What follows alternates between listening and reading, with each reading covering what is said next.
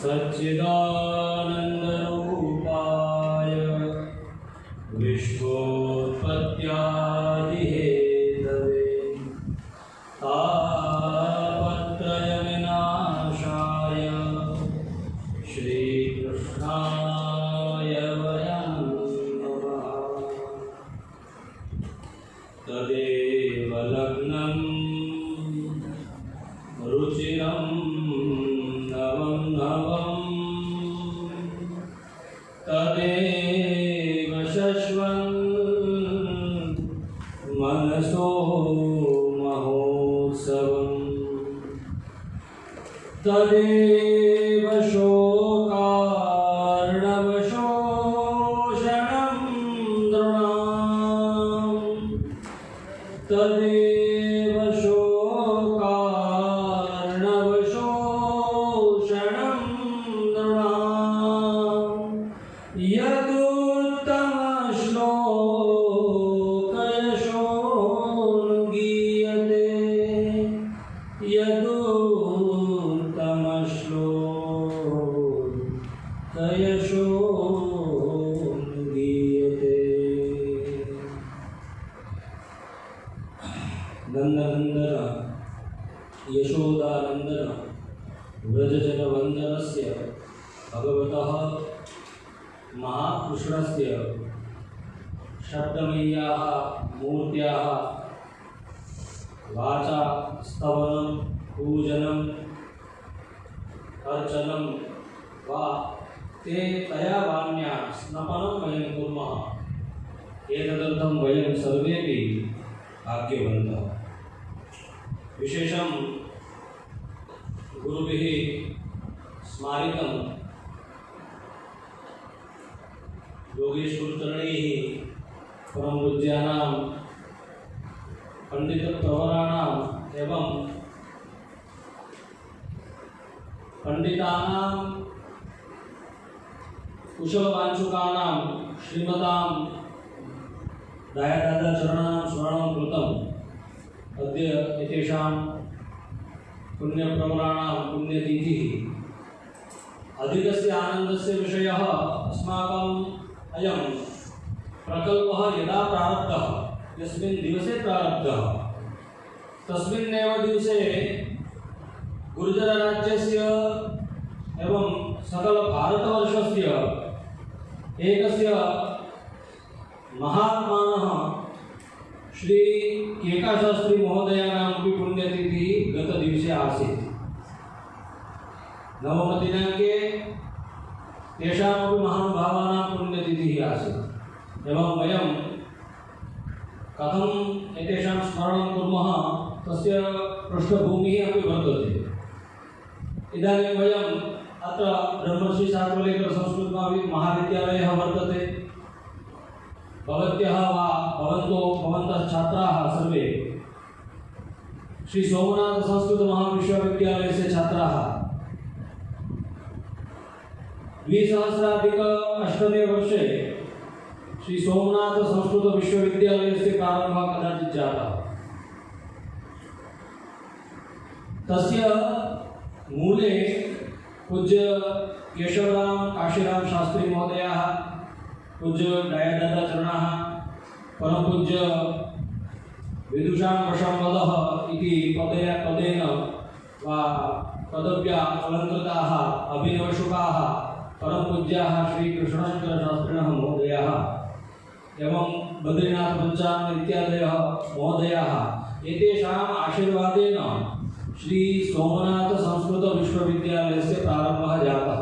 श्रीमता नरेंद्र मोदी वर्येण एतेषां महानुभावानां संस्कृतज्ञानां सर्वेषाम् आशीर्वचोभिः मार्गदर्शनेन विश्वविद्यालयस्य प्रारम्भः कृतः आसीत्। गतदिवसे वयं भाग्यवन्तः तेषां पुण्यतिथौ एव अस्य प्रकल्पस्य प्रारम्भः जातः केकाशास्त्रीवर्याणाम्। अस्माकम् एकः अनुभवः वर्तते। यदा भागवतविद्यापीठस्य कल्पतरुप्रासादे मन्दिरस्य सम्मुखे एव विशालः भागः अस्ति, भूभागः, तत्र सोपानानि सन्ति। तो सोपानस्य अधः भगवतः तत्र स्थापत्यं जातं स्थापनं जातम् एकत्र मीराबाई इत्यस्य मीरादेव्याः भगवद्भक्तः मीराबाई एवम् एकत्र नरसिंह मेहता इत्यस्य मूर्तेः स्थापनं कृतं वर्तते। तो तस्य इदानीं किञ्चित् बालानां सौकर्याय वा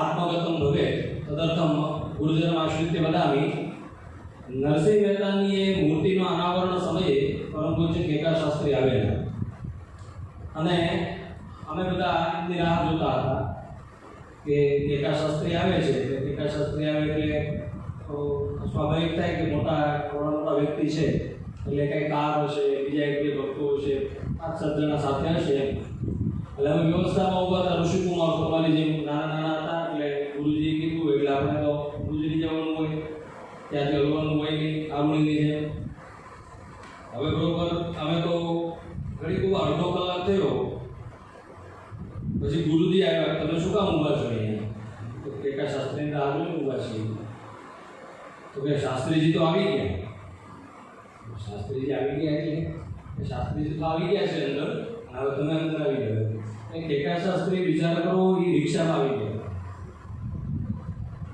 રિક્ષામાં આવીને એની રીતે અંદર જતા એટલે પછી મૂર્તિનું અનાવરણ થયું અને ત્યારે કદાચ ગુરુજી સ્મરણ હોય તો એમની ઉંમર 95 વર્ષથી વધારે હતી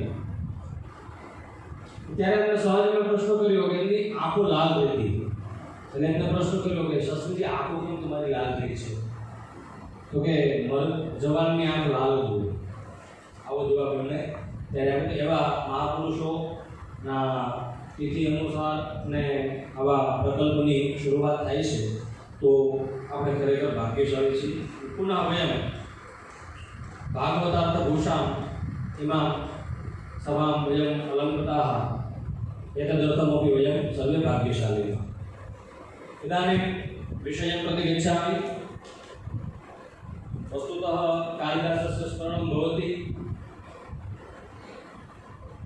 सूर्यप्रभुवंशः प्रचाल्पविषयामतिः तितिर्षूर्दुस्तरं मोहादुड्डुले नास्ति सागरम्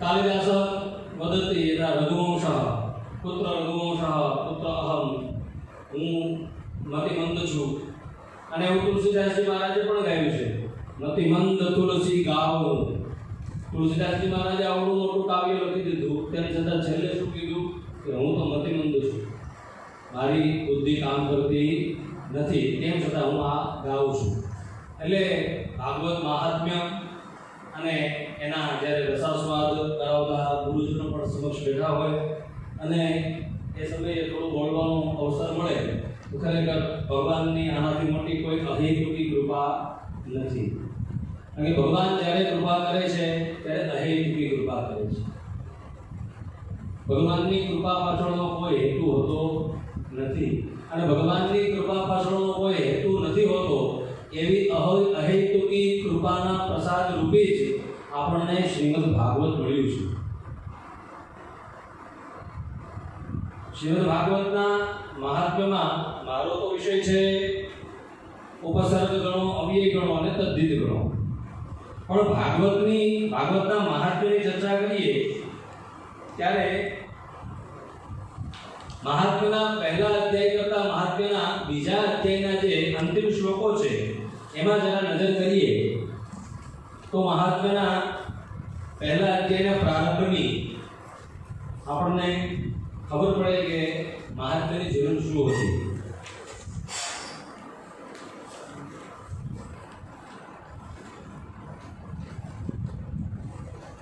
હવે બીજા અધ્યાયમાં જે 71મો શ્લોક છે ત્યાંથી છેલ્લા શ્લોક સુધી 76 શ્લોક સુધીના એ શ્લોકોનું આપણે જરા દર્શન કરી લઈએ ત્યાં કંઈક એવું છે કે નૈમિષારણ્ય નામના પવિત્ર ક્ષેત્રમાં શૌનકાદિ ઋષિઓ સત્રનું આયોજન કરીને બેઠા હતા એમાં સુતજીનું આગમન થાય છે અને સુતજીને એ આ પ્રશ્નાવલી કરે છે એમાં સુતજી જે આખ્યાન સંભળાવે છે એ આખ્યાનમાં નારદજી પૃથ્વી ક્ષેત્રનું ભ્રમણ કરે છે કે ભાઈ અહમ તો પૃથ્વીવ્યાપો જ્ઞાત્વા સર્વોત્તમામિતિ પુષ્કરમ ચ પ્રયાગં ચ કાશીમ ગોદાવરી તથા હરિક્ષેત્રમ કુરુક્ષેત્રમ શ્રીરંગમ સેતુબંધનમ એવમાદિષુ તીર્થેષુ ભ્રમમાણ ઇતસ્તતઃ નાપશ્યત કુત્રચિત શર્મ મનસ્સંતોષકારકમ કલિના અધર્મમિત્રેણ ધૈર્યં વાવિદાધુના સત્યમ નાસ્તિ તપશોતમ દયા દાનમ ન વિદ્યતે ઉદરમ ભરિનો જીવા હરાકા કુંભ ભાષા. પછી ત્યાંથી આગળ જતા ભક્તિ મૈયાને મળે છે અને ભક્તિ મૈયા એના દીકરાઓને જગાડવાની કોશિશ કરે છે અને નારદજી જોવે છે કે વિચિત્ર અવસ્થા દેખાઈ રહી છે કે માં યુવાન છે, દીકરા વૃદ્ધ છે અને નારદજીને રોકે છે. નારદજીને દુઃખ થાય છે. નારદજી પરિશ્રમ કરી અને આગળ નીકળે છે. પછી કોઈ રસ્તો મળતો નથી કે હવે તપશ્ચરામી ચાત્રે એવો શોક વર્તતે તો ભાઈ હું તપ કરીશ. અને પછી એમને સનકાદિ ઋષિઓનો ભેટો થાય છે. એકદા વિશાલાય ચત્વાર ઋષિઓ મળ્યા. એ સનકાદિ ઋષિઓ મળે છે અને ત્યાં સનકાદિ ઋષિઓ નારદજીએ જ આપેલી વસ્તુનું સ્મરણ કરાવે છે. અને એ શ્લોકમાં આપણે જઈએ 71મા શ્લોકમાં ઇદમ ભાગવતમ નામ પુરાણમ બ્રહ્મ સંવિદમ ભક્તિ જ્ઞાન વિરાગાણામ સ્થાપનાય પ્રકાશિતમ વેદાંત વેદ સુસ્નાતે ગીતાયા અપિ કર્તરી પરિતાવક દિવ્યાસે મુહ્યત્યજ્ઞાન સાગરે તદા મયા પુરા પ્રોક્તમ ચતુશ્લોક સમન્વિતમ તદીય શ્રવણા સદ્યો નિર્બાધો બાધરાયણઃ તત્ર તે વિસ્મયકેન યતઃ પ્રશ્યકરો ભવાન શ્રીમદ્ ભાગવતમ શ્રાવ્યમ શોક દુઃખ વિનાશનમ. આ નારદજી જે મહાત્મ્યની પાછળ ભાગવત મહાત્મ્ય ના બીજરૂપ કોઈ હોય તો એ નારદજી છે. ભાગવત મહાત્મ્યના બીજરૂપ હોય તો એ નારદજી છે. નારદજીએ જ આખી કથાનું આયોજન કર્યું છે. નારદજીએ જ ભક્તિને પુષ્ટ કરી છે, જ્ઞાન વૈરાગ્યને પુષ્ટ કર્યા છે. એ જ નારદજી પોતે પ્રયત્ન કરવા ગયા, નીકળ્યા, યાદનું આવ્યું એમને સનતકુમારોએ યાદ કર્યું. હવે એનાથી આગળ જઈએ. હવે આના લેખક વ્યાસજી છે. એ જ વ્યાસજી જ્યારે આપણે સાહિત્યમાં પ્રવેશ કરીએ તો ધર્માર્થ કામ મોક્ષેષુ વૈચક્ષણ્યમ કલાસુ ચ કરોતિ કીર્તિમ પ્રીતિમ ચ સાધુકાવ્ય નિષેધણમ. પછી વ્યાકરણમાં શબ્દ બ્રહ્મ રસાસ્વાદકત્વમ વ્યાકરણત્વમ. એ જ રીતે ન્યાયમાં આપ્તવાક્યમ શબ્દ. હવે આ શાસ્ત્રોનું જે શાસ્ત્રીય સ્વરૂપ છે એમાં શબ્દશાસ્ત્રની મહિમા છે. શબ્દોને અંતતો ગત્વા જાણીને પરબ્રહ્મને પ્રાપ્ત થવાની એ આપણી વર્ષો જૂની પરંપરા છે. પણ અહીંયા એવું કીધું પરિતાપવતી વ્યાસે મુહ્યતિ અજ્ઞાન સાગરે. હવે આ વેદવ્યાસજી 17 પુરાણો લખી દીધા, તેમ છતાં એ અજ્ઞાન સાગરમાં કેમ ડૂબી ગયા? સ્વયં જ્ઞાનાવતાર હતા તેમ છતાં. તો થોડો આપણે પ્રથમ સ્કંદના 5મા અધ્યાયમાં પ્રવેશ કરી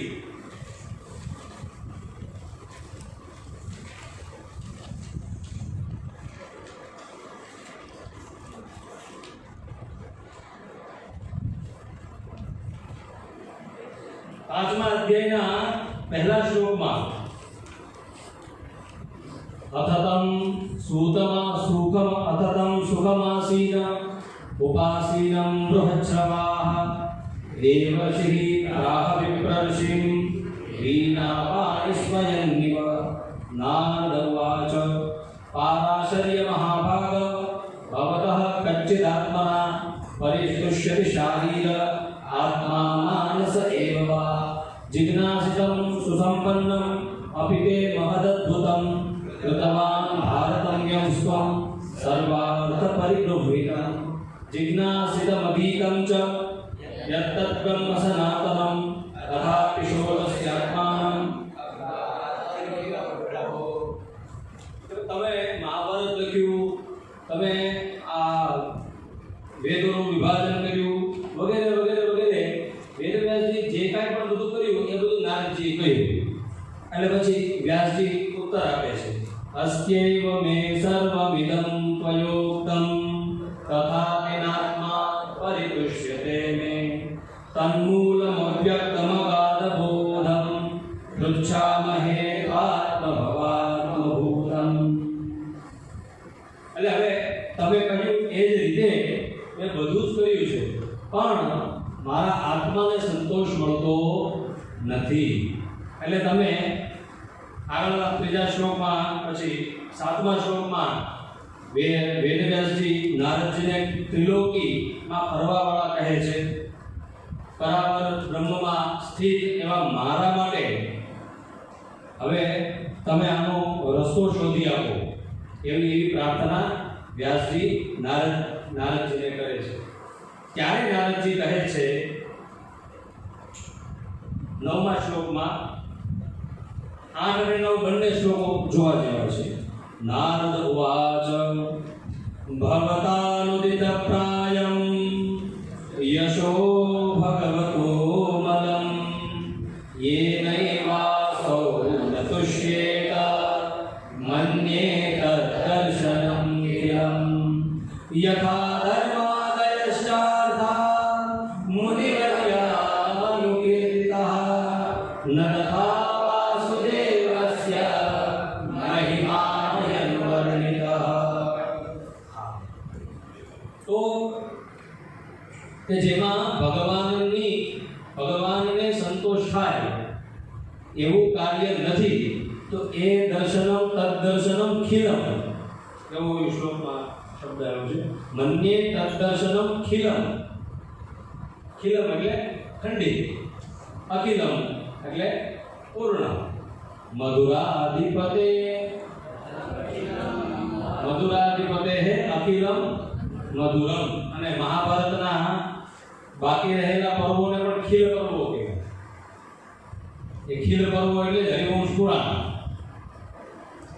એવું છે ને. તો વાહ, તસ્માદેવ ખીલઃ શબ્દ આગળ. હા, તો મન્યે તદ્દર્શનમ ખીલમ. હવે વેદવ્યાસજીને નારદજીએ કહ્યું છે કે ધર્મ, અર્થ, કામ, મોક્ષ ઇત્યાદિ બધા જ પુરુષાર્થોનું તમે વર્ણન કરી દીધું. જ્ઞાન વિજ્ઞાનના બધા જ તત્વોનું તમે વર્ણન કરી દીધું, પણ જેમાં ભગવદ યશ, ભગવાનના ભક્તોનો યશ વર્ણિત નથી થયો, એટલે તમને સંતોષ થયો નથી. તો એવા નૈષ્કર્મ્યમપ્યચ્યુત ભાવવર્જિતં, 12મો શ્લોક.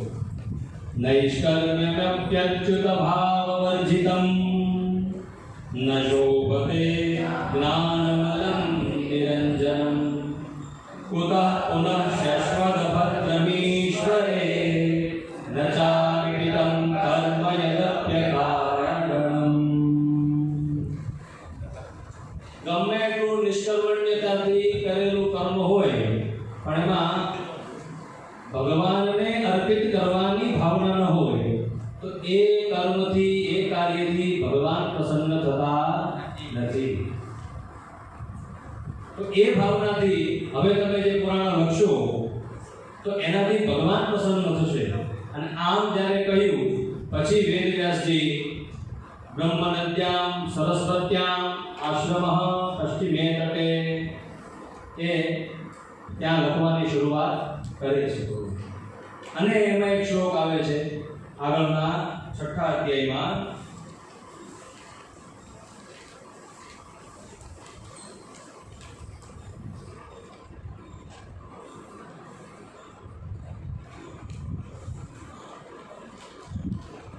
सातमो श्लोक. यस्यां वै श्रूयमाणायां कृष्णे परमपुरुषे भक्तिरुत्पद्यते पुंसः शोकमोहभयापः. હવે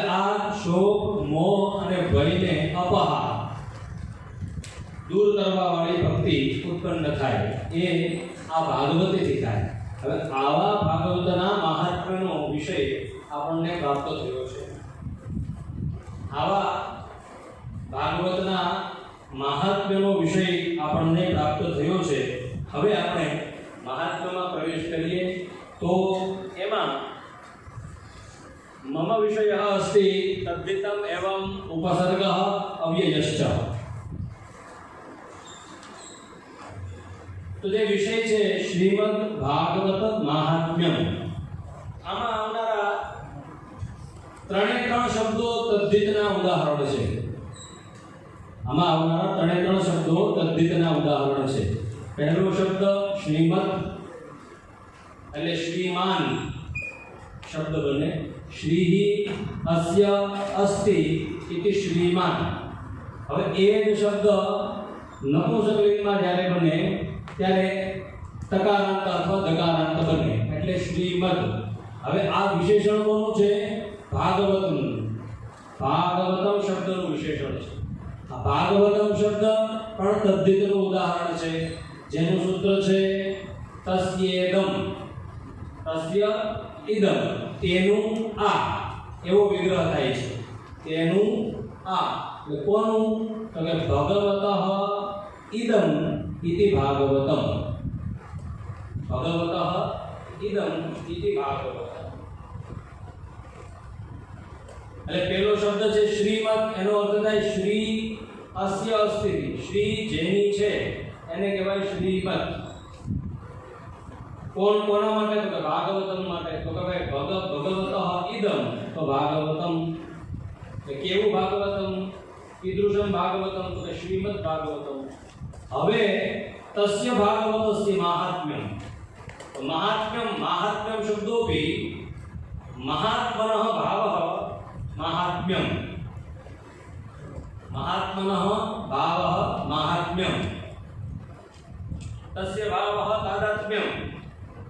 यथार्थस्य भावः याथार्थ्यम् इति शब्दाः भवन्ति. तो प्रारम्भे शीर्षके आगच्छन्तः त्रयोऽपि शब्दाः तद्धितस्य शब्दाः.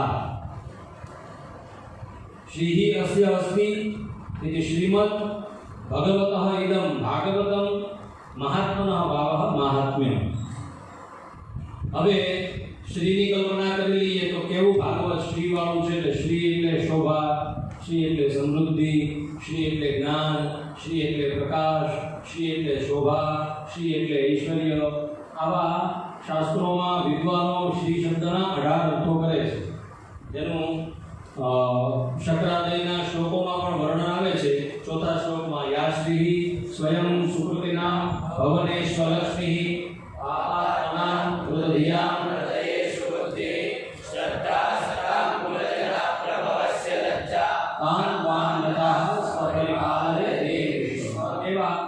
શ્રી શબ્દની ઘણી બધી વ્યાખ્યા છે.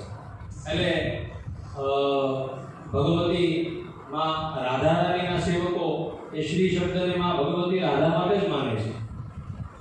શાક્ત હોય, ચંડિકાના ઉપાસકો હોય તો એ ઉમા પાર્વતી ચંડિકા માટે માને છે. તો એ શ્રીમદ ભાગવત. હવે આ 3 અર્થો થયા. મહાત્મ્યના શીર્ષકમાં જ આવનારા 3 શબ્દો તદ્ધિતના શબ્દો છે. અને સમય કેટલા છે? આગળ અડધી કલાક ગઈ. આ સંયોજક એક કરવું પડે.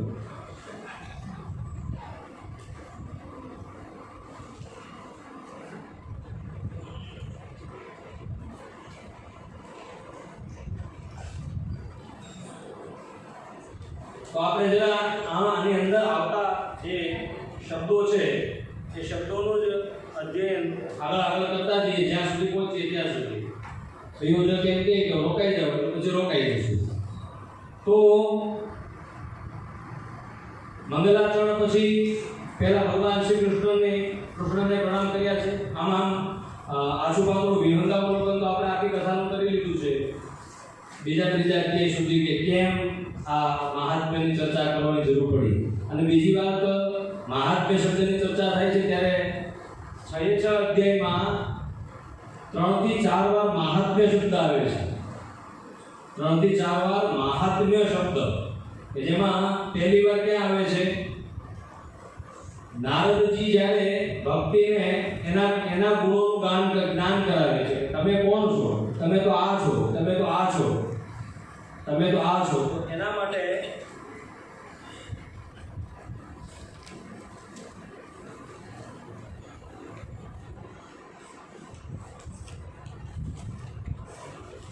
સ્વમાહાત્મ્યમ નિશમ્યસા.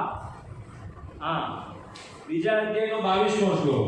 સ્વમાહાત્મ્યમ નિશમ્ય શ્રુત્વા, સાંભળીને, પોતાનું મહાત્મ્ય સાંભળીને, સર્વાંગ પુષ્ટિ સંયુક્તા નારદમ વાક્યમ અબ્રવીત.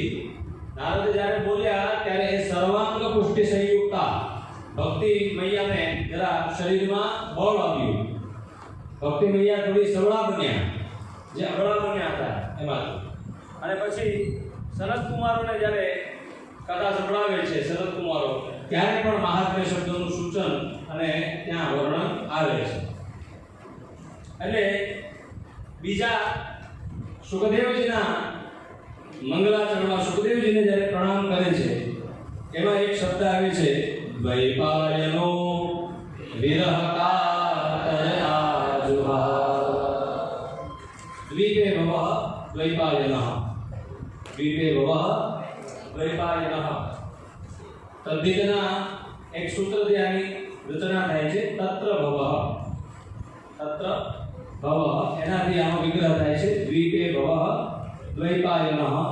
ફક પ્રત્યય લાગે છે અને ફની જગ્યાએ આગળના આયનેયની વિહ ફ ઢ ક છ ગામ પ્રત્યયાદિના આ સૂત્રથી આયન પ્રત્યય થાય અને દ્વૈપાયનઃ બને છે.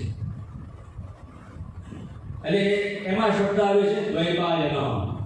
હવે દ્વૈપાયનઃ કોણ છે એ તો તમને બધાને ખબર જ હશે ને. કોણ છે? કોણ છે? હા, મહર્ષિ વેદવ્યાસજી. એની ચર્ચા એમાં આવે છે.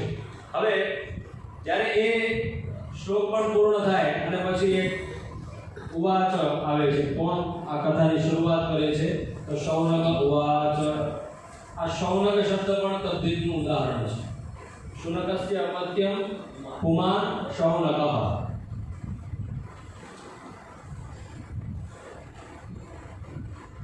શુનકસ્ય અપત્યમ પુમાન શૌનકઃ. શુનક ઋષિના દીકરા એટલે શૌનક.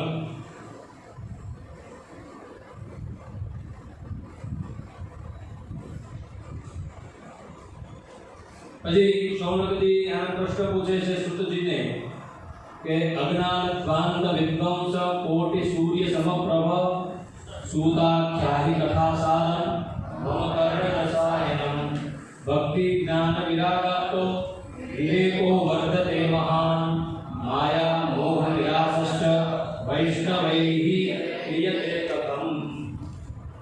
આ વૈષ્ણવ શબ્દ જે આવ્યો અહીંયા, જેને તૃતીય બહુવચનમાં પ્રયુક્ત કર્યો વૈષ્ણવૈઃ.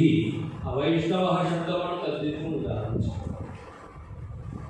તો વૈષ્ણવો દ્વારા માયા મોહનો નિરાશ નાશ, નિરસનમ નાશ પ્રણાશ. તો માયા અને મોહનો નાશ કરવા માટે વૈષ્ણવો દ્વારા શું કરવું જોઈએ, શું થવું જોઈએ, આવો પ્રશ્ન એ શૌનકજી કરે છે. અને આગળ પ્રાર્થના કરતા શ્લોક કહે છે ચિંતામણે લોક સુખમ સુરદ્રુહ સ્વર્ગ સંપદમ પ્રયચ્છતિ ગુરુઃ પીતો વૈકુંઠમ યોગી દુર્લભમ. ગુરુ જો પ્રસન્ન થઈ જાય તો ચિંતામણી તો લોકનું સુખ આપી શકે. સુરદ્રુહ સ્વર્ગનું વૃક્ષ જે છે, સુરાણામ દ્રુહ વૃક્ષ, તો એ તો સ્વર્ગ સંપદા, સ્વર્ગની સંપત્તિ આપી શકે. પણ પ્રયચ્છતિ ગુરુઃ પ્રીતો, પ્રિય પ્રીણને ધાતુ છે, પ્રિય પ્રીણને તો એ ગુરુ પ્રસન્ન થઈ જાય તો શું આપે?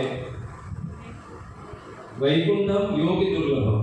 યોગીઓને જે વૈકુંઠ દુર્લભ છે એ વૈકુંઠ ગુરુ પ્રસન્ન થઈને આપી શકે એવી પ્રાર્થના સૂતજીને કરે છે. ત્યારે સૂતજી વર્ણન કરવાની શરૂઆત કરે છે. પ્રીતિશ્યોણક ચિત્તે તે યતો લક્ષ્મી વિચાર્ય ચ સર્વ સિદ્ધાંત નિષ્પન્ન સંસાર વિનાશનમ. અહીંયા એક સૂતજી આપણા સૌનું ધ્યાન દોર્યું છે. અત્યારના સમયમાં જ્યારે આપણે સંસ્કૃત વિદ્યાનું અર્જન કરીએ છીએ અને સંસ્કૃત વિદ્યાનું જ્યારે આપણે અર્જન કરતા હોઈએ ત્યારે સમાજને આપણી પાસે ઘણી બધી અપેક્ષા હોય. સમાજ આપણો બોલેલો બોલ, પડેલો બોલ ઝીલી લેતો હોય છે. તો આપણે આપણી વાણીમાં આપણે જ્યારે કોઈ મંચ ઉપર જ્યારે શાસ્ત્રની વાતો કરતા હોઈએ, શાસ્ત્રની વાત જ્યારે સમાજ સુધી લઈ જતા હોઈએ ત્યારે સૂતજીની આ વાતને વધારે વિચાર કરવા જેવો છે. કારણ કે સૂતજી પોતે પણ એવું કહે છે, પ્રીતિ શૌનક ચિત્તે તે, હે શૌનક તમારા ચિત્તમાં પ્રીતિ જોઈને અતઃ વચની વિચાર્ય છે. એ હાવભાવમાં આમ કરુણાવશ આવી નથી ગયા ને ગમે બોલવા નથી લાગ્યા. એમ કે હું વિચારીને બોલું છું, હું વિચારીને બોલીશ, વિચાર કરીને બોલીશ. તો એટલા માટે જ ગત દિવસે જ્યારે અમૃતલાલ ગુરુજીએ વાત કરી હતી કોઈ પણ શ્લોક આપણી પાસે આવે તો આપણે શ્લોકના શબ્દને, એની વિભક્તિને, એના વચનને, એના તદંતને, એના તદ્ધિતને, એના રસને, એના અલંકારને, એ જેટલા પણ તત્વોથી એ શ્લોક બનેલો છે એનું આપણે ચિંતન કરવું જોઈએ. તો જ આપણે એના ખરા અર્થને પ્રાપ્ત કરી શકીએ. બાકી ગીતા પ્રેસ ગોરખપુરે આપણી ઉપર ખૂબ કૃપા કરી છે. સંસ્કૃતજ્ઞો ઉપર અને સંસ્કૃત ભણવાવાળા ઉપર ગીતા પ્રેસ ગોરખપુરે ખૂબ કૃપા કરી છે. બધી જ ભાષામાં અનુવાદિત પુસ્તકો મળી જાય છે. એક રસસભર પ્રસંગ છે, આ સંસ્થા સાથે જોડાયેલો છે, સંસ્થાપક સાથે જોડાયેલો છે કે શું કામ સંસ્કૃત ભણવું જોઈએ. પુણે યરવડા જેલમાં જ્યારે 1942માં મહાત્મા ગાંધી, સરદાર વલ્લભભાઈ પટેલ, જવાહરલાલ નહેરુ એવા જે મહાપુરુષો જે બધા હતા સ્વાતંત્ર્ય સેનાની, એમને બધાને એક સાથે ત્યાં પૂરી દીધા હતા 2 વર્ષ માટે.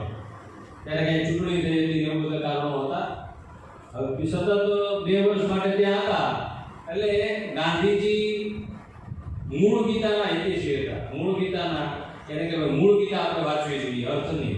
એટલે મૂળ ગીતા વાંચતા વાંચતા એમને ઘણા પ્રશ્નો થાય પણ સમજાય નહીં. એટલે પછી એમણે શ્રીપાદ દામોદર સાતવડેકરજી આપણા પંડિતજીને પત્ર લખ્યા. આજે સંસ્થાપક છે સંસ્થાના, એમને પત્ર લખ્યો કે તમે જે સંસ્કૃત સ્વયં શિક્ષક પુસ્તક બનાવ્યું છે એ પુસ્તક જો તમે અમને મોકલો ને તો અમે આ ગીતા વાંચીએ છીએ પણ એના સંસ્કૃત શબ્દો અમને ખબર પડતા નથી. જો તમે એ સંસ્કૃત સ્વયં શિક્ષક મોકલો તો એના આધારે અમે આ ગીતા મૂળ ગીતાનું અધ્યયન કરીએ અને મૂળ શબ્દો અમને ખબર પડે. હવે આ વાતને અને આપણા આખી કાર્યશાળાના શીર્ષકને પણ સંબંધ છે. શ્રીમદ ભાગવત મહાત્મ્ય અંતર્ગતમ સંસ્કૃત સંવર્ધનોપાયા એવું છે ને, સંસ્કૃતનું સંવર્ધનના ઉપાયો. તો આવા મહાપુરુષો પણ જ્યારે ગીતાનું પણ લખવાવાળા, એ લખીને લાખો લોકો એનું ભણવાવાળા, એમને પણ જ્યારે મૂળ શબ્દોની જરૂર પડી ત્યારે સંસ્કૃતમાં જ જવું. અનુવાદથી ચાલી ગયું ત્યાં સુધી ચાલી ગયું, પણ પછી અંતર્ગત જવાની જ્યારે એમને જિજ્ઞાસા થઈ ત્યારે એમને પણ સંસ્કૃત ભાષાના શરણે આવવું પડ્યું છે. આટલી ઉંમરે પણ આપણે તો ભાગ્યશાળી છીએ કે નાની ઉંમરથી જ સંસ્કૃતમાં છીએ. તો આપણે એના શબ્દોને, એના તથ્યોને, એના તત્વને તપાસવા માટે જેટલી પણ મહેનત કરવી પડે એટલી મહેનત કરવી જોઈએ. કારણ કે જ્ઞાનમ પરમ સ્વાત્મરહ પ્રકાશ, આપણી અંદર રહેલું જેટલું પણ કંઈ હોય એને પ્રકાશિત કરી દે એને જ્ઞાન કહેવાય. આવું કપિલ ભુવા ત્રીજા સ્કંદમાં કહે છે. અને ભગવાન ગીતામાં પણ કહે છે અધ્યાત્મ જ્ઞાન નિત્યત્વમ તત્વ જ્ઞાનાર્થ દર્શનમ એતદ જ્ઞાનમ ઇતિ પ્રોક્તમ અજ્ઞાનમ યદ અતોન્યથા. જે અધ્યાત્મ જ્ઞાન વધારે, અધ્યાત્મ જ્ઞાનને નિત્ય કરે, અધ્યાત્મ જ્ઞાન નિત્ય કરતા કરતા તત્વજ્ઞાનના અર્થનું દર્શન આ જેનાથી થાય એને જ્ઞાન કહેવાય. હવે આનાથી વિપરીત જેટલું થાય એને અજ્ઞાન કહેવાય. અજ્ઞાનમ યદ અતોન્યથા, આનાથી વિપરીત એટલે અજ્ઞાન. એટલા માટે એ કીધું અજ્ઞાન ભ્રાંત વિદ્વાંસ. એટલે આગળ વધતા આપણે બીજા એક બે અધ્યાય આગળ જઈએ. આમાં ભારતની તદ્વિજ્ઞાનના શબ્દો જોવાના છે. તો અવ્યય પણ જોવાના છે. એટલે આપણે એક કામ કરીએ, 21મા શ્લોકમાં આવીએ. 21મા શ્લોકમાં પુરા નામનો એક અવ્યય આપ્યો છે કે ભાઈ સપ્તાહેન શ્રુતમ ચૈતત સર્વદા મુક્તિદાયકમ સમગાતે ઈ પુરા પ્રોક્તમ. પુરા શબ્દ જે છે એનું કઈ અવ્યય પ્રકરણમાં આ રીતની વ્યાખ્યા આપી છે. પુરા ઇતિ અવિરતે ચિરાતીતે ભવિષ્ય આસન્ને ચ. એટલે કે ભાઈ ચિર અતીત જે ખૂબ લાંબા ગાળા પહેલા થયું છે એને પુરા એવો શબ્દ વપરાય. જ્યારે આ પુરા શબ્દ ક્યાં વાપરવામાં આવ્યો છે? નારદજી, જે મેં તમને આપણે વાતની શરૂઆત ક્યાંથી કરી હતી કે ભાઈ ભાગવતના મહાત્મ્યની અથવા ભાગવત લખવા પાછળની પ્રેરણા નારદજી આપી છે વેદવ્યાસજી. ત્યારે નારદજી પોતાના પૂર્વાશ્રમનું વર્ણન કરે છે. ત્યારે નારદજી એ પહેલા સ્કંદના 6 કે 7મા અધ્યાયમાં નારદજી પોતાના પૂર્વાશ્રમનું વર્ણન કરે છે. ત્યાં આવે છે અહમ પુરાતીત ભવે ભવમ મુને દાસ્યાસ્તુ કસ્યાશ્ચન વેદવાદિના. તો હું કોઈ વેદવાદીની દાસીનો દીકરો હતો, પુરા. તો ત્યાં એ શબ્દ આવે છે.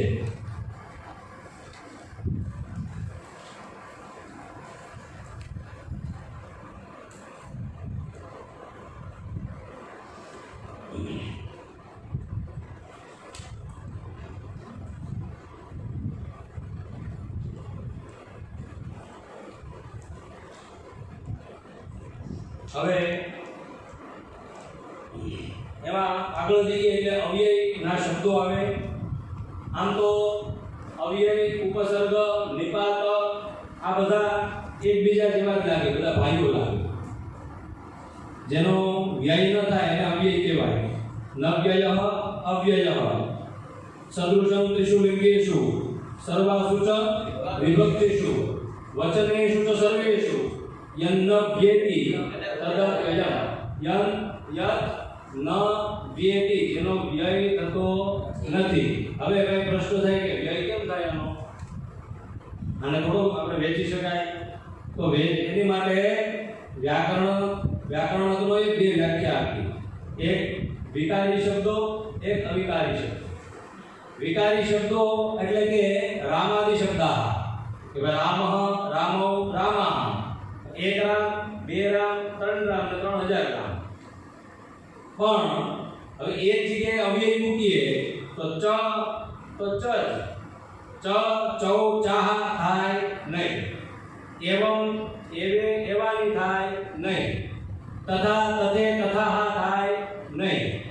એટલે એને કહેવાય અવિકારી શબ્દો, કે જે એના મૂળ સ્વરૂપને ક્યારેય છોડતો નથી. એટલે એ છે અવ્યય. એવા અવ્યય શબ્દોમાં ઘણા બધા શ્લોકોમાં આવતા ઉપસર્ગોને પણ આપણે લઈ શકીએ. અવ્યયને ઉપસર્ગ પણ કહેવાય. હવે ઉપસર્ગ હંમેશા ક્રિયાપદ અથવા શબ્દની આગળ આવે. ક્રિયાપદ અથવા શબ્દની આગળ આવે. શું કામ? એમનું નામ છે ઉપસર્ગ. ઉપસર્ગ હોય એટલે ઉપસૃજ્યતે. ઉપસૃજ્યતે નજીકમાં સર્જન કરે. જેમ કે રૂ હરણે ધાતુ છે, રૂ હરણે એટલે હરણ કરવાના અર્થમાં, લઈ લેવાના અર્થમાં, ચોરી લેવાના અર્થમાં. હવે આ એક જ ધાતુને ઘણા બધા અલગ અલગ ઉપસર્ગો લાગે તો એના અર્થો બદલી જાય. જેમ કે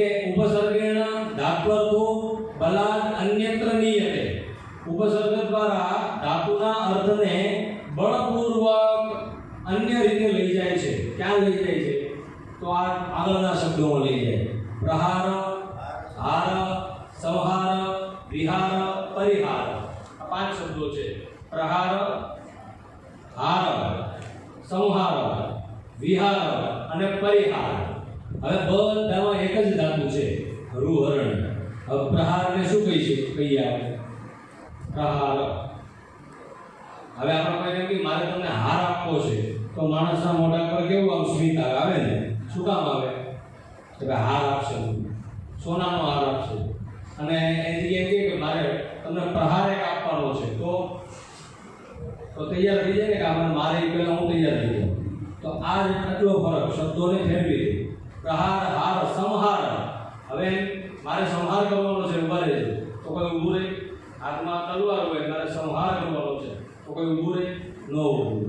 અને વિહાર અને પરિહાર, આ રીતે આ શબ્દો ફરે છે, જેને ઉપસર્ગ કહેવાય. કે ઉપસર્ગ આ રીતે શબ્દોના અર્થોને ફેરવી દે છે. હવે એમાં આગળ જઈએ. જેમ આપણે વાત કરી કે નારદજી પૃથ્વીનું અટન કરતા હતા. અટન કરતા કરતા એમણે બધા ક્ષેત્રોમાં પ્રવાસ કર્યો, બધે દર્શન કર્યા. દર્શન કરતા કરતા એમને એક યામુનમ તટમ આપન્ન એવો શબ્દ ત્યાં આવે છે. યામુનમ તટમ આપન્ન. આ યામુનમ શબ્દ 37મા શ્લોકમાં, પહેલા અધ્યાયના 37મા શ્લોકમાં યામુનમ શબ્દ આવે છે. બીજી પંક્તિમાં યામુનમ તટમ આપન્ન યત્ર લીલા હરેર્ભૂત. જ્યાં ભગવાન શ્રી હરિની લીલા થઈ હતી એવા યમુનાના તટ. યામુના શબ્દ છે. યમુનાયાહ અયમ. યમુનાયાહ અયમ.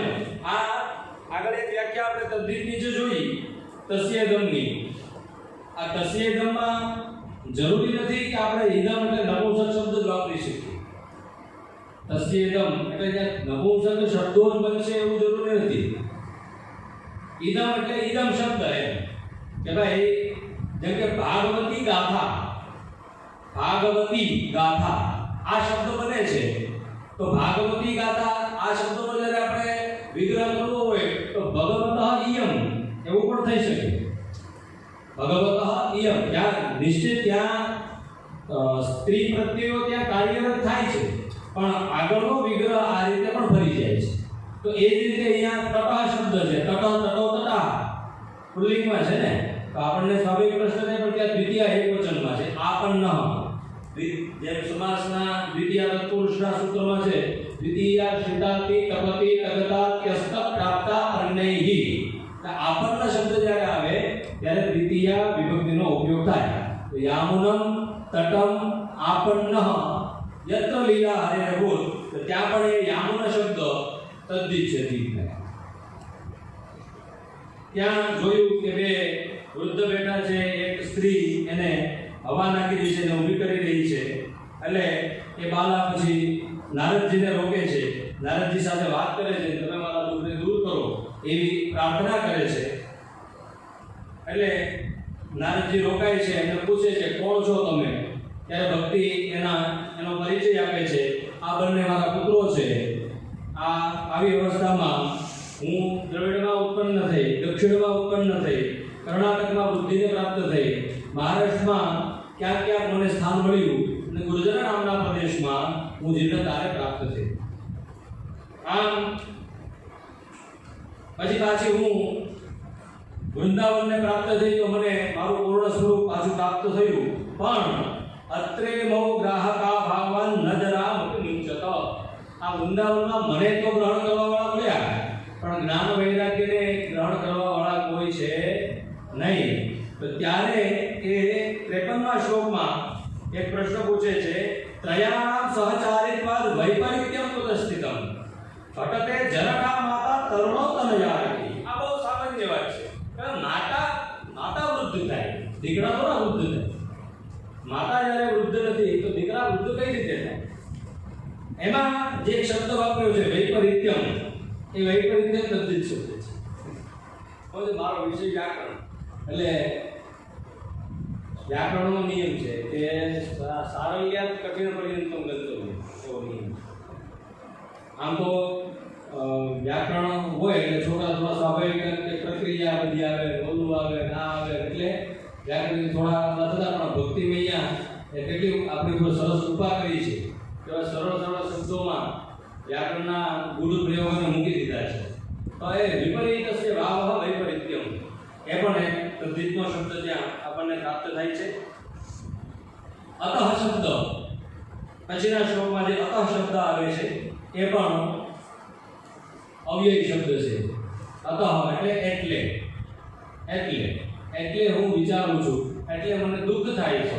અતઃ શોચામી ચાત્માનમ હું પોતાને જ મારા આ જીવનને જ કોસું છું કે કેમ મારી સાથે આવું થયું. ત્યારે નારદજી જ્ઞાનના રૂપ નેત્રથી બધું જોઈ અને એ કે છે તમે વિષાદ કરવો જોઈએ નહીં. ન વિષાદ સ્મયા કાર્યો હરિહિ શમતે સરિષ્ઠિ. આ શમ શબ્દ છે. શમ એ પણ કલ્યાણવાચક શબ્દ છે જેને અવ્યય કહેવાય. એ અવ્યયાંત શબ્દ છે શમ. પછી આગળ જતા જતા નારદ ભગવાન દેવર્ષિ નારદ એ આ કળિયુગનું વર્ણન કરે છે. અહીંયા સંતો વિષિદંતી અસાધવ પ્રરુષ્યંતી દત્તે ધૈર્યતુ યોધિમાન સધીર પંડિતો દવા. અહીંયા તો આ કળિયુગ છે. આ કળિયુગમાં તો અસાધુઓ દુષ્ટો રાજી થાય, દુષ્ટો પ્રસન્ન થાય, દુષ્ટો ખૂબ સુખી થાય અને સાધુઓ હોય એ દુઃખી થાય. પણ આ કપરા કરિકાળમાં જે ધૈર્ય ધારણ કરે એને જ પંડિત કહેવાય. એટલે ભગવાને ત્યાં પણ કીધું બીજા અધ્યાયમાં ભગવાન જ્યાં બોલવાની શરૂઆત કરે છે અશોચ્યા નંદશોચસ્ત્વમ પ્રજ્ઞા વાદાંશ્ચ ભાષસે ગતાસુ ન ગતાસુશ્ચ નાનુશોચંતિ પંડિતા. અને અહીંયા પણ નારદજી પણ એમ કહે છે દત્તે ધૈર્યમ તુ યોધિમાન સધીરઃ પંડિતઃ અથવા. હવે ધૈર્યમ શબ્દ છે ધીરસ્ય ભાવઃ ધૈર્યમ એ પણ તદ્ધિતનું એક ઉદાહરણ છે. આગળ વધતા વધતા કે ભાઈ તમે અહીંયા વૃંદાવનમાં આવ્યા એટલે તમને પુષ્ટિ મળી છે અને ત્યારે ભક્તિ એવું પૂછે છે કે આવો અસાર કળિયુગની ભગવાને સ્થાપના શું કામ થવા દીધી હશે. ત્યારે નારદજી કહે છે કે બધું જ તમારું દુઃખ જશે પણ આ કળિયુગ જેટલો અસાર છે ને એટલો જ સારવાન છે. જેટલો જ અસાર છે એટલો જ સારવાન છે. એકાકાર વ્યતફલમ નાસ્તિ તપસા ન યોગેન સમાધિના તત્ફલમ લભતે સમ્યક કલો કેશવ કીર્તના. કાલે જ્યારે ભોગાઈતા ગુરુજી આમાં કોઈ અલંકાર ગોતી દીધો હતો તમને વ્યતિરેક તો કોઈ અલંકાર તો એ અલંકાર પણ આમાં છે ભાઈ આમાં આવું છે. એટલે નારદજી કહે છે કે તમારી વાત સાચી છે પણ અસાર હોવા છતાં સારવાન છે. કારણ કે બધું જ બધા પ્રયત્નો કરવાથી મળે છે પણ આ કળિયુગમાં જ એવું છે કે કલૌ કેશવ કીર્તના ભગવાનના કીર્તન કરવાથી ભગવાન મળી જાય છે. અને એટલા માટે જ સુરદાસજી હતા ને એ સુરદાસજી જ્યારે બેઠા બેઠા કીર્તન કરતા ત્યારે ભગવાન ઊભા ઊભા સાંભળતા અને જ્યારે સુરદાસજી ઊભા ઊભા કીર્તન કરતા ત્યારે ભગવાન નાચતા નાચતા એ કીર્તન સાંભળતા. વાગ્ગદગદા દ્રવતે યસ્ય ચિત્તમ રુદત્તે વિશ્વમ હસતિ ક્વચિચ્ચ ક્વચિચ્ચ ઉદ્ગાયતિ નૃત્યતે ચ મદભક્તિ યુક્તાઃ મદભક્તિ યુક્તો ભુવનં પુનાતિ. મારી ભક્તિથી યુક્ત મનુષ્ય હોય ને આ ત્રણ ભુવનને પવિત્ર કરી દે છે.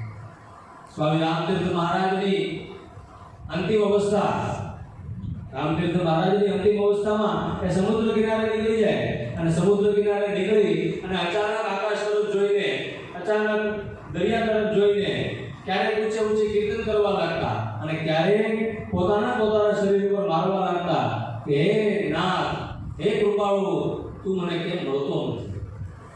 તો આ ભાવના એ કળિયુગમાં જ્યારે આવે મનુષ્યમાં ત્યારે ભગવાન પ્રસન્ન થઈ અને એમને દર્શન દેતા હોય છે. ત્યાં કેવા કેવા લોકોને આ ભાગવતી ગાથા પવિત્ર કરે છે એની વાત કરતા કરતા 72મા શ્લોકમાં અત્યુગ્ર ભૂરિ કર્માણો નાસ્તિકા ગૌરવાજનાઃ એપી તિષ્ઠન્તિ તીર્થેષુ તીર્થસારસ્તતો ગતઃ તો આવા કારણો બધા નારદજી વર્ણન કરે છે કે ભાઈ તીર્થોમાં આવા નાસ્તિકો રહે છે, તપ આવા લોકો કરે છે, આ કરે છે, પણ એમાં એક શબ્દ આવ્યો નાસ્તિક. બહુ સરળ એક સરસ સૂત્ર છે તદ્ધિતમાં. અસ્તિ નાસ્તિ દિષ્ટમ મતિ. અસ્તિ નાસ્તિ દિષ્ટમ મતિ એવું સૂત્ર છે. આ સૂત્ર દ્વારા બે શબ્દો બને. એક જેવા કે આપણે બધા આસ્તિક. આસ્તિક શબ્દની વ્યાખ્યા શું થાય છે? અસ્તિ પરલોક ઇતિ મતિ. અસ્તિ પરલોક કે બીજો લોક છે. કયો બીજો લોક? એટલે કે ભાઈ સ્વર્ગ. સ્વર્ગ છે એટલે કે પુનર્જન્મ થાય છે એવું આપણે માનીએ ને. આપણા શાસ્ત્રોમાં એવું વર્ણન આવે છે ને, અને આપણે એ પરંપરાને માનીએ છીએ. એટલા માટે આપણે આસ્તિક. અને નાસ્તિક નાસ્તિ પરલોક ઇતિ મતિ સહ નાસ્તિક. કે પરલોક જેવું કઈ છે નહીં. એટલે કે ભાઈ ચાર્વાકા યવના ખ્રિસ્તય એવા જે બીજા જે મતો છે એ બધા પરલોકને નથી માનતા. એટલે કે યાવત જીવે સુગમ જીવે ઋણમ કૃત્વા ઘૃતમ પીપે ભસ્મીભૂતસ્ય દેહસ્ય પુનરાગમનમ કૃતઃ. આપણે એમ કે નહીં હો ભાઈ, ધર્માનુભવો ગચ્છતિ જીવ એકઃ, કર્માનુભવો ગચ્છતિ જીવ એકઃ. તને પૂછ્યો હોય ને કે હું કીધું એમ ચિત્રગુપ્ત તારા સરવાળા કરશે એવું ભજન છે. તો એમાં અહીંયા નાસ્તિક શબ્દની વ્યાખ્યા અહીંયા આપી એ તદ્ધિતનો શબ્દ છે. અંતિમ શ્લોકમાં જ્યારે આ બધું જ કહી દે પછી નારદજી એને વિશ્રાંતિ મળે એટલે કહે છે કે અયમ તો યુગ ધર્મો હિ વર્તતે કસ્ય દૂષણમ અતસ્તુ પુંડરીકાક્ષ સહતે નિકટે સ્થિતઃ. નજીક હોવા છતાં પણ સહન કરે છે ભગવાન. એટલે આ યુગ ધર્મ છે, તમારે આમાં બહુ દુઃખી થવાની જરૂર નથી. સૂત ઉવાચ ઇતિ તદ્વચનં શ્રુત્વા વિસ્મયં પરમં ગતા ભક્તિરુચે વચો ભૂયઃ શ્રૂયતાં તચ્ચ શૌનકઃ. સુરર્ષે ત્વં હિ ધન્યોऽસि મદ્ભાગ્યેન સમાગતઃ ભગવાન દર્શनं લોકે સર્વસિદ્ધિકરં વરઃ. અરે અહીંયા તમે ધન્ય છો, તમે ધન્ય છો એવું નારદજીને કહ્યું. હવે આપણે પણ કહીએ ધન્ય હો, ધન્ય હો, ધન્ય હો. હવે આની વ્યાખ્યા જોવા જઈએ ને તદ્ધિતના અર્થો દ્વારા તો એમાં એક સૂત્ર છે ધનગણમ લબ્ધા. શું છે? ધનના સમૂહને જેને પ્રાપ્ત કર્યું ને એને ધન્ય કહેવાય. ધનના સમૂહને જે પ્રાપ્ત કરે છે એને કહેવાય ધન્ય. હવે આ નારદજી પાસે તો કાંઈ નથી વીણા સિવાય, તો કેમ ભક્તિ મૈયા એમને ધન્ય કીધું? આગળ પણ આવે છે સકલ ભુવન મધ્યે નિર્ધનાસ્તે ધન્યા આવે છે ને, તો એમાં કેમ ધન્યા કીધું? તો સકલ ભુવન મધ્યે નિર્ધનાસ્તે ધન્યા એમાં કેમ ધન્યા કીધું? તો ભગવત ભક્તિ યુક્ત ધન એની પાસે છે. આયોજી મેને રામ રતન ધન પાયો, પાયો જી મેને રામ રતન ધન પાયો.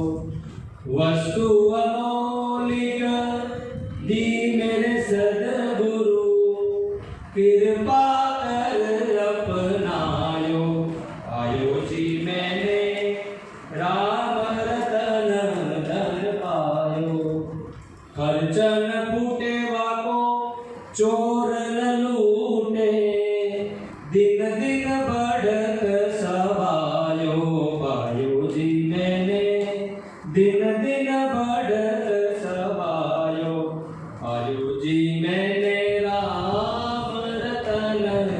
ધન પાયો.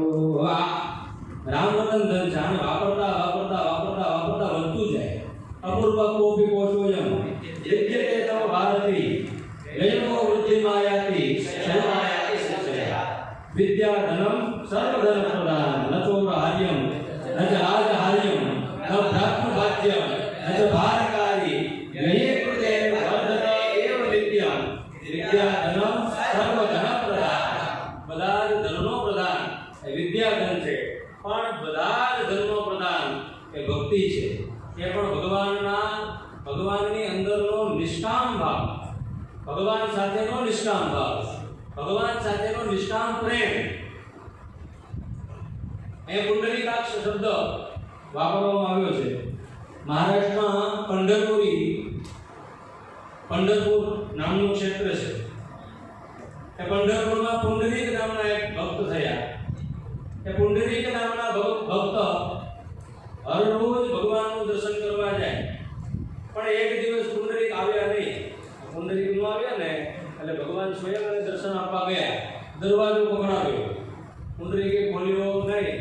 એક ઈંટનો ઘા કર્યો, ઈંટનો ઘા કરી ઈંટ આડી હતી એટલે ભગવાને એક પગ ઉપર એની ઉપર ઉભા રહ્યા. અને જે પંઢરપુરીમાં અત્યારે પંઢરીનાથ બિરાજમાન છે, જે ઊભા છે, એ પણ એક પગ ઉપર જ ઊભા છે. એટલે ભક્તિથી મોટું કોઈ ધન નથી. એના ભજનોમાં જે કીધું એ જ મહાત્મામાં કીધું છે. અને એ બધા મહાપુરુષોએ ભક્તિની મહિમા ભાગવતમાંથી જ તારવી છે. તો આપણે જ્ઞાન ધનથી પણ યુક્ત બનીએ અને ભક્તિ ધનથી પણ યુક્ત બનીએ એવું દિવ્ય મહાત્મ્ય ભગવાનનું.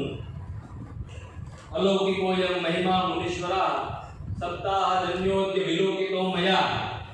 અને ભક્તિ મૈયા જેમ પવિત્ર થઈ અને સર્વાંગ પુષ્ટ થઈને પધારે છે. શ્રી કૃષ્ણ ગોવિંદ હરે મુરારે નાથેતિ નામાની મુહુર્વદંતી.